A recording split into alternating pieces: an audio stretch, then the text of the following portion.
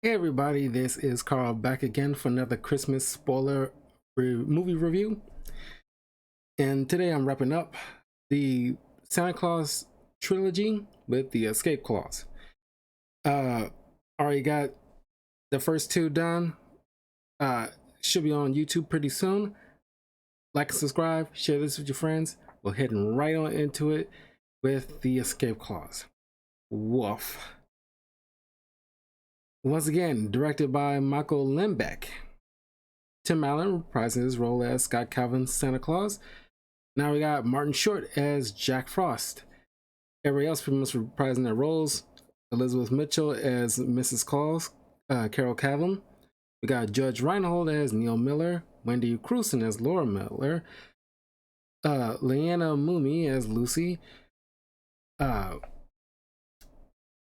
we got some new characters. Carol's parents, Alan Arkin as Bud Newman, and Margaret as Sylvia Newman. Then you got Spencer Breslin as Curtis the Elf, Eric Lloyd, Charlie, Aisha Tyler, Mother Nature, Peter Boyle, Father Time, Michael Dorn, Sandman, Jay Thomas, Easter Bunny, Kevin Pollak as Cupid, Art LaFleur as the Tooth Fairy, Abigail Breslin as Trish, and Bob Bergen as the voice of Comet. Ooh. Okay. This movie opens up with like a ridiculous thing, well, not ridiculous in this concept, but with Mrs. Claus teaching a class full of elf children, even though in this world elves are like almost like 1,000 or so years old. And like, so how the concept of puberty and other stuff even work, but let's just say they're children elves. And what are they even learning? And then some smart alecky kid is actually uh asking about how, like, you know, her adjusting to life being as Mrs. Claus and uprooting herself, and you know, from where she used to live and what she used to do to be Mrs. Claus and live here and all the other stuff. Like, what kid A asked that and B cares? I don't even care all that much about my, you know, teacher's life outside of school like that. Do they bring it up on a rare occasion? Sure, but like not enough for me to even retain it, let alone care to even understand it. I cared about my teachers, and sure, maybe we, you know, chit chatted about, you know, stuff that they do outside of work, you know, so we know them, you know, clearly more than they're just teachers, they're people and everything like that, sure, but not enough to even like, you know, there's only so much you care about what your teachers do. And it's like, why does this little snot-nosed kid give a crap? No kid would ask. uh but then she starts telling the story about when she got pregnant and doing this comedic style of, you know, it's very slapsticky, that is, you know, style of comedy that has been long since dead, when she's in like on a gurney, and Santa is like, you know, pushing wildly, like ooh, and she's holding her stomach. I was like,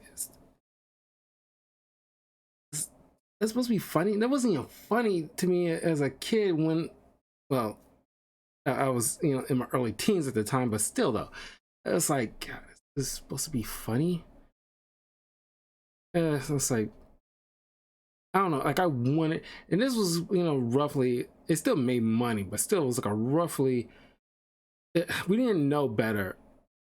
We didn't know what we was in for, to say, back then, considering that the first movie relatively received very well. Uh, so we was looking forward to the sequel, uh, several years down the line, and it was okay. But then a few more years down the line, the third movie came out. And it's like, and back then, trilogies tends to be box office duds for the most part, because the third movie usually don't turn out so well. It's one of the rare occasions that they do back then, because everybody had to have like a third film if there was enough money and need for it. But the most important thing is you gotta have a decent story to tell, and people actually want to be involved. You look closely to these elves. None of those actors, these kid actors, look like they wanting to be there. The first film, you can tell it's like there's some whimsy. Everybody's smiling. They're happy to be there. There's some joy involved, and that joy was infectious. It makes you feel something from the film. That's why it's still held in high regard, in my opinion. Here, it's just like these elves look miserable. These, like, if they don't have any speaking lines like that, and they're just background set characters, they look bummed to be there. And then when something crazy is happening, like Santa Claus is whipping up some cobble together some stuff with magic to make some funky new toy, you look on their faces as they're looking at him because his back is turned to us, and they're like,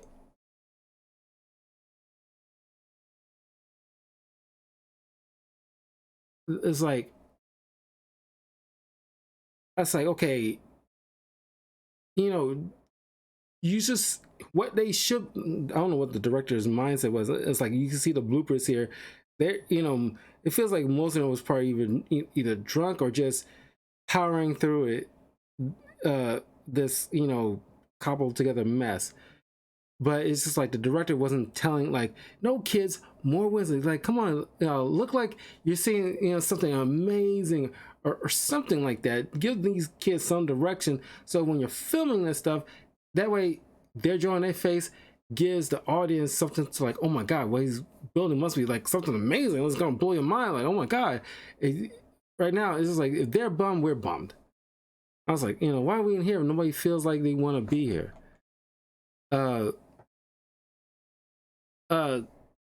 So now it's like the whole situation with pregnancy, where it's like, oh, it didn't arrive when we wanted to arrive. Now it's a little late, and she's worried about, you know, the baby being born during Christmas Day or Christmas Eve night, when Santa's not gonna be there to be there for the birth of his kid.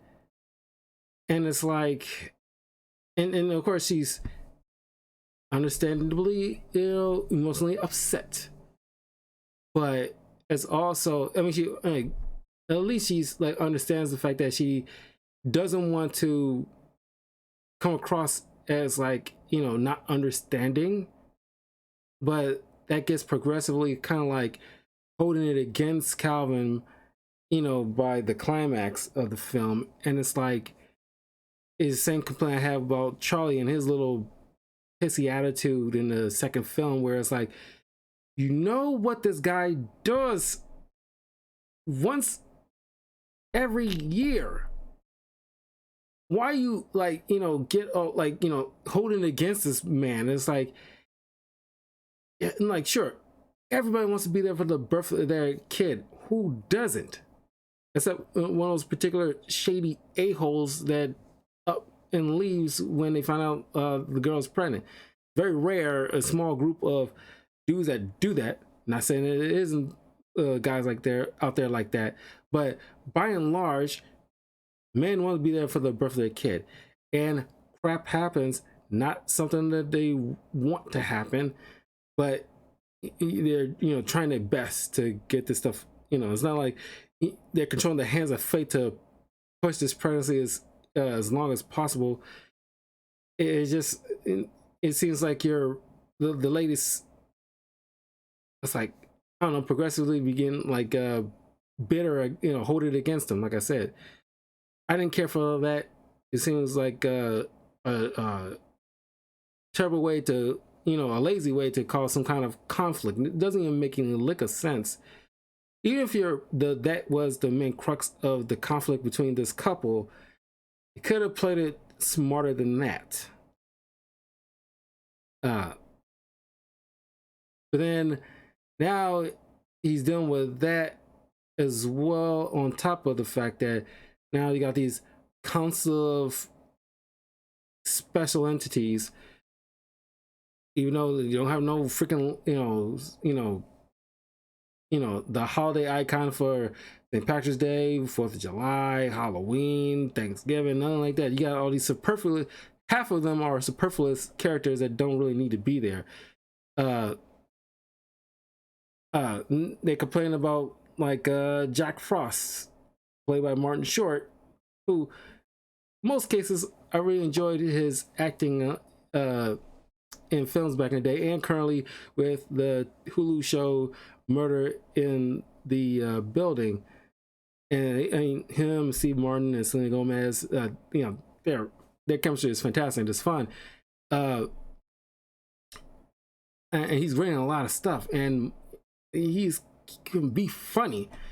He's not funny in this, and it's like, man, that's a waste of his talent.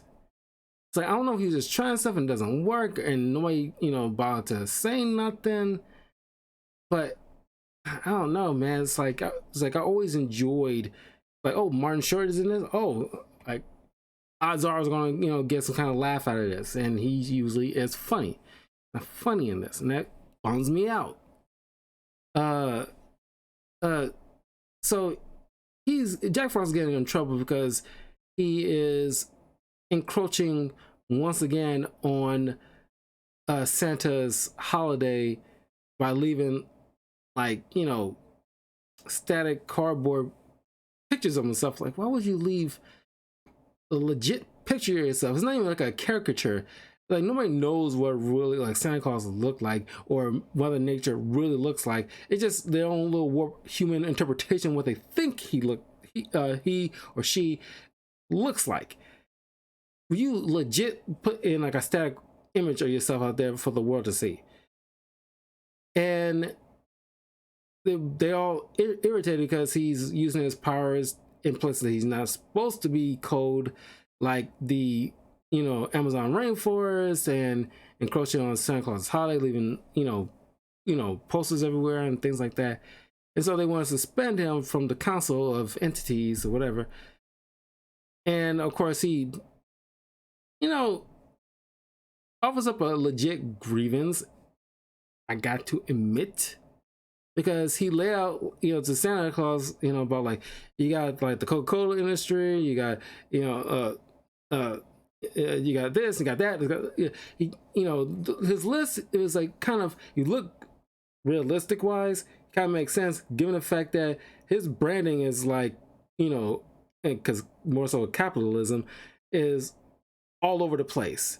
And if you look on the real world side of things, whenever you're walking in a store and it's October, you're seeing like the typical Halloween stuff and the candy and all these other decorations, but slowly but surely you start seeing like Christmas stuff encroaching. It's not even Thanksgiving yet.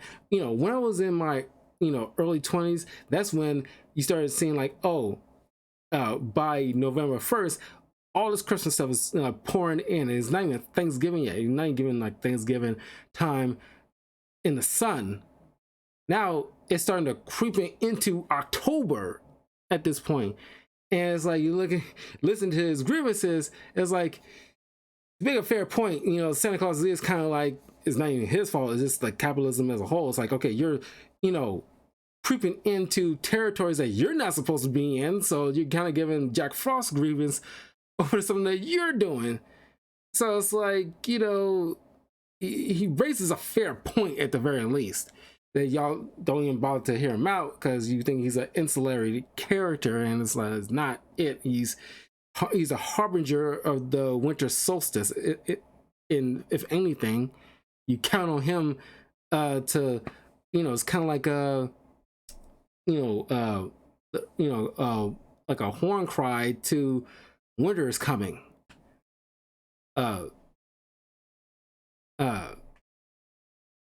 So they could have at least, done some kind of compromises, but they didn't bother to like hear him out or give him like some kind of say, because you treat him like a footnote. Which ironically, you probably should treat like the Arbor Day icon like this more so than anything, because nobody cares about Arbor Day. But they decided like, okay, we'll get community service. You work at like the Santa's workshop to prove yourself that you are a team player kind of situation. Of course, he does everything he can to sabotage the whole entire situation. So his ultimate goal is to use the escape clause in order to get Santa to wish he wasn't Santa no more, so he go back in time and replace the moment where he picks up the Santa coat that from the previous Santa that died, takes it, so that way things change to where he likes it, kind of thing, because he definitely want his own holiday. But then that's part of the story, but then they also got to deal with the whole family structure thing, which honestly is just like, honestly, I was only care to a certain point. I said I won't say I won't care at all. It's only my empathy or caring only goes so far in this plot, where she, Carol, once, haven't seen her family in a while, because since the first movie has been 12 years, since like the previous movie has been 4 years. So 4 years, she haven't seen her family that much. And it's like, once again, like the previous film with Charlie's situation, and it's like he feeling neglected. And of course, I guess this is the running thing with Scott, where he's like, tends to be neglectful when he's into his work. And that's all fine and dandy. Some people kind of backslide when they learn a lesson. It's not like a permanent thing, but it's like you change in increments until you get used to like, okay, I got to be a little bit more attentive. But it's like, hey, where was he? Like, I'm pretty sure like through 11 or even 10 months out of the year, you're all he thinks about, because he's not busy those other times in the year. And y'all could have gone like didn't y'all like say in the previous film after you got married, it's like, oh, well, as soon as Christmas done, you're going on like a nice long honeymoon kind of thing. You went out, done some stuff together. I imagine you mean to tell me no point throughout those 4 years, or even this particular year, through the earlier months, you didn't go take your wife to see her family, so that way she, like, sure, not many people take the time to go out to see their extended relatives during the holiday. But at some point along the way, at least maybe through most of the year, but at some point during the holiday season, you stop by to say hi, to see what's going on, and blah blah blah blah blah. Which, now come to think of it, I probably should make the time out to see some extended family too, haven't seen in a couple of years at this point, which I wanted to do a week before Thanksgiving, but things kind of got hectic and I couldn't make the time out for it. Things happen. Everybody got their own families and scheduling kind of thing. But there's no excuse to make time out. You gotta actually make the time. That's the point.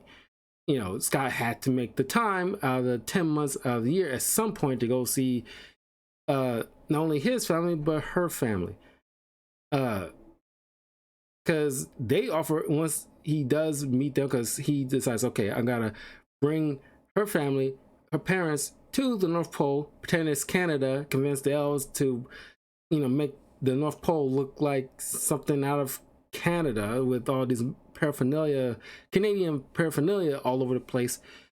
But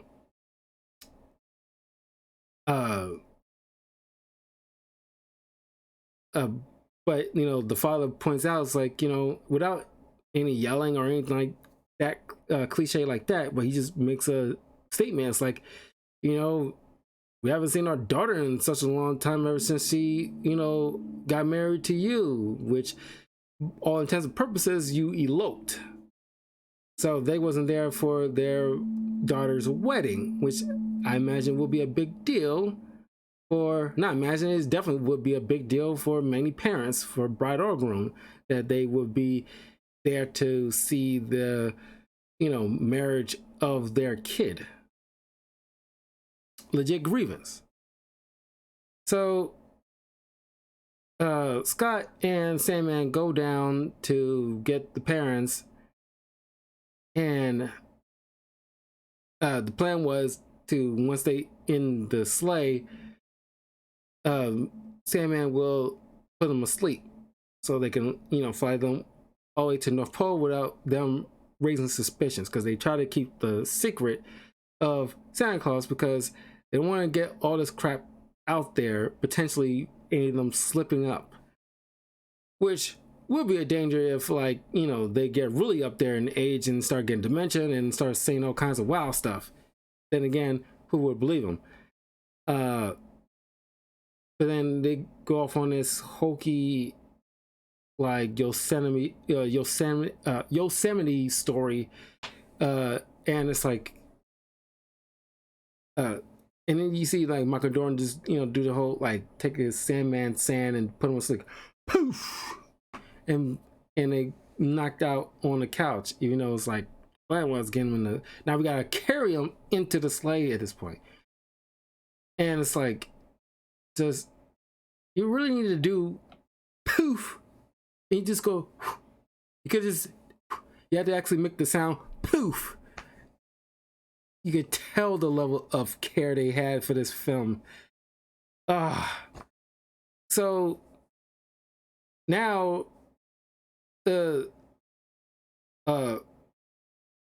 Miller couple and Charlie and Lucy all want to come along too.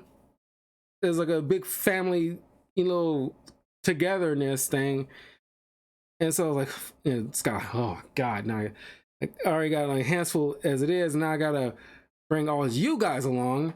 So fine, I'll take all you guys along because y'all won't stop, pissing and moaning about it. So now, Scott's family, now Carol's family is, at least the parents and his ex-wife, her husband, their daughter, and Charlie all come together to go to the North Pole. And of course, only the Newman parents are the only ones in the dark about what's really going on. Meanwhile, Jack Frost is manipulating stuff to sabotage the factory. But of course, Scott's not, tripping about that. He just like, oh, I know what to do. And then he's just like, he very nonchalantly fixes everything. And, and then Jack Frost, because of, Scott, idiotically saying like, oh, the only problem is like, if it's a familiar problem, then you have a problem. And then it's like, give him an idea to sow seeds of distrust in the family and everything like that.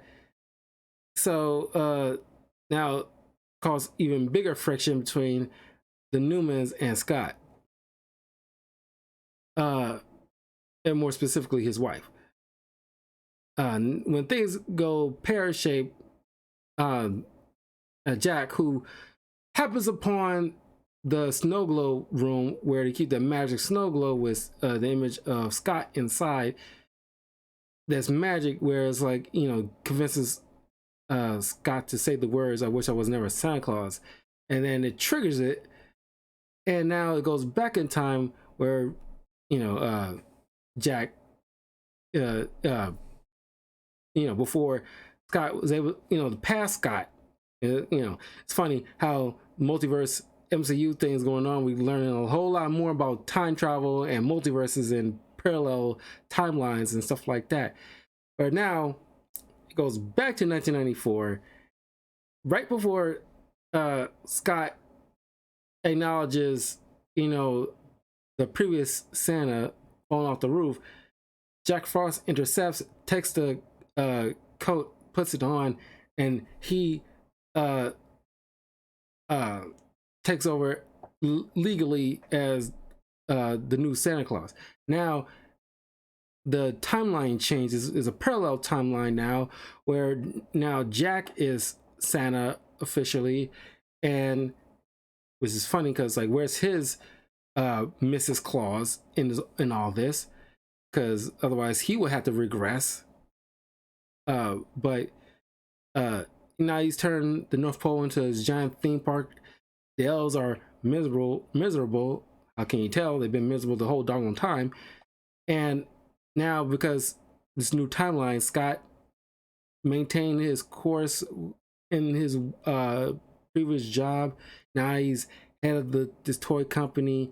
He barely even where in the previous movie, in the first movie, where he barely saw Charlie as he is, or he was already neglectful as he is, and Santa kind of enlightened him a bit. Now it's like hardly see him at all. He barely even talks about them. And because of that, and the path that that went on, made it turns into It's a Wonderful Life all of a sudden. Now Neil and Laura end up being divorced after they had Lucy, because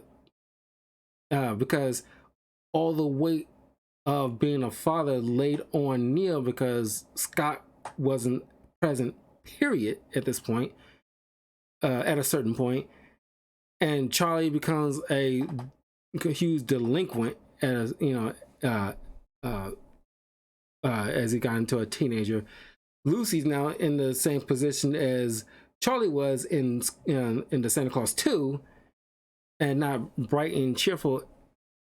She still has a bit of optimism left, but it's slowly like kind of dwindling. And of course, Carol long since moved because she couldn't find love and love in her life, and she got, I guess, bitter with the kids she was looking after at her principal job and moved away. So now Scott goes to the North Pole, see Lucy with Neil, and realize, okay, I gotta do something. He confronts Jack, and Jack tells him like, hey, you the one that said it.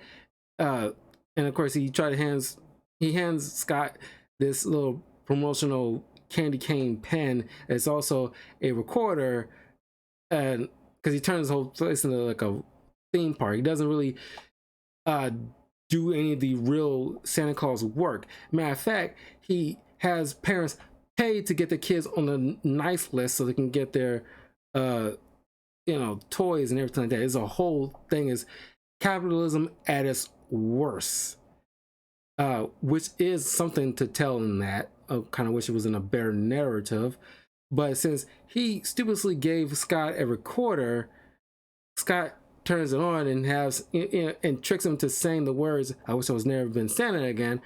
So then he finds Lucy, get her to go to, of course she doesn't really have any kind of connection with him like that here in this timeline, but of course she just believes a complete stranger, I don't want to say complete stranger, but stranger enough where I don't really trust you like that, but I'm gonna buy what you're saying. Go to the snow globe room, which, if you think about it, Jack should have destroyed altogether, but he still kept it around for some reason. Got the magic snow globe, tries to give it to Scott. Jack grabs it, but since he's holding it, Scott turns on the recorder with his vocal patterns, saying the words, transfers them back in time to 1994 again. Now this time Scott pulls Jack down, so he playing like the old movie clips of the first Santa Claus, where Scott comes down and startles the Santa, and he falls off the roof, and things play out like they need to play out. Only thing I need to point out here that did not happen in the first film is that Scott was right there looking. Of course, maybe it's because of the way it's edited and chopped up. But where it looks here, he's looking directly at the body of the previous Santa, and you see the old Santa disappear like Obi-Wan Kenobi in The New Hope. But but his head was turned. He didn't see that happen. But that's more of a nitpick, if anything. So now the timeline is straightened out. Lucy gives Jack a warm hug, which defrosts her frozen parents because Jack frozen them when she's trying to tell what Jack's been up to. Then, like, you know, the couple reconcile and the parents know the full truth about him being Santa Claus. And it's you know, a series of awkward moments. One that always stood out to me is have, like, you know, Bud Newman lay his head against the shoulder of Mother Nature, and it's like, God, it's so awkward. It kind of reminds me of how Bush Jr. was resting his head on Michelle Obama at some kind of function. I can't remember. It was a long time ago. It was so awkward. And then, like, Buzz, like, looking like, oh my God, you're Father Time. Yeah, Father Time. Mother Nature. Oh my God, it's the Easter Bunny. I was like, this whole entire movie sucks. God, I hope maybe until I have kids of my own, I probably will never see this movie freaking again, because it's like, I don't even want to suggest my own kids to this. Probably gonna let them just watch the first two movies and let them decide on their own whether or not they want to see the third one. Because honestly, this is terrible. Oh my God. Like, I really, there's certain parts that I find, decent. And maybe other parts that you can make an argument for, like Jack's concern about, like, Santa Claus pretty much taking over most of the time, and I'm kind of being left in the dust. You got all these product placements and everything like that, and it's like, yeah, so you can make a legit argument with that. But by and large, this movie is, I mean, there's worse movies you can probably be watching, but even Batman and Robin is got the caveat of so bad it's good. And you get like certain goofy puns out of it at the very least. Here it is just a slog. Awkward comedy where most of these people could be funny. Oh God. And it's like, yeah, Aisha Tyler and Martin Short and Tim Allen. And it's like, and nobody saying anything funny. But anyway, that was the final trilogy of the Santa Claus films. I'll try to get this up on YouTube pretty soon. Later on, I'm going to play more Diablo 4. But look forward next week for more Christmas reviews, theme reviews. And yeah, I think the next one is going to be like a Lifetime Hallmark type of review movie that I really wanted to talk about. I wanted to talk about last year, but I couldn't fit it into the list. I'm doing it this year. So I'll see you all soon. Take care. Have a great weekend, everybody.